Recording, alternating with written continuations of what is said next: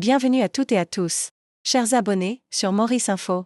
Votre chaîne préférée, celle qui ne mâche pas ses mots quand nos politiciens, eux, mâchent leurs ambitions. Aujourd'hui, installez-vous confortablement, car le feuilleton Les Feux de l'amour mauve vient d'atteindre son apogée. On va parler du titre qui fait trembler les murs de Rose-Île. Le verdict du lundi matin, Béranger au pied du mur, point. Au programme de ce brief électrisant, nous allons disséquer ensemble ce fameux lundi où Paul Béranger doit décider s'il reste le capitaine d'un navire qui prend l'eau ou s'il saute dans une pirogue de sauvetage.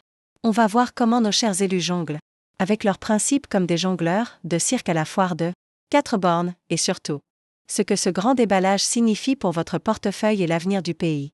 Mais avant de plonger dans ce bouillon de culture politique, faites un geste pour la démocratie numérique, donnez-nous un petit pouce bleu.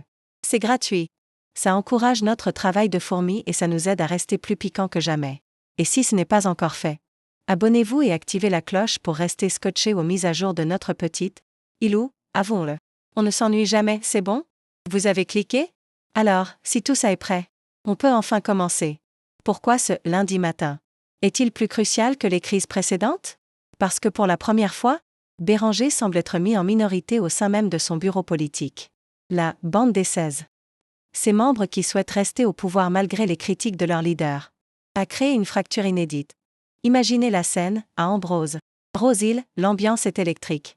D'un côté, les partisans de la ligne dure, les purs et durs, qui préfèrent mourir debout que de siéger dans un gouvernement qu'ils jugent inefficace.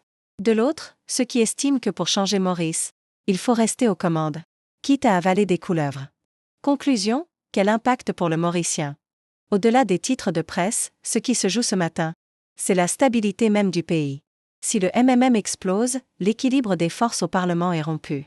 Pour vous, à la maison, cela signifie potentiellement des élections anticipées ou un remaniement majeur qui mettra tous les projets nationaux sur pause. Point. Paul Béranger a toujours dit que 2026 serait l'année de tous les tests. Il ne s'était pas trompé. Reste à savoir si le test de ce matin marquera le début d'un nouveau chapitre pour Maurice, ou le crépuscule d'une certaine idée de la politique militante. Restez branchés, car les prochaines heures vont définir le visage de Maurice pour la décennie à venir.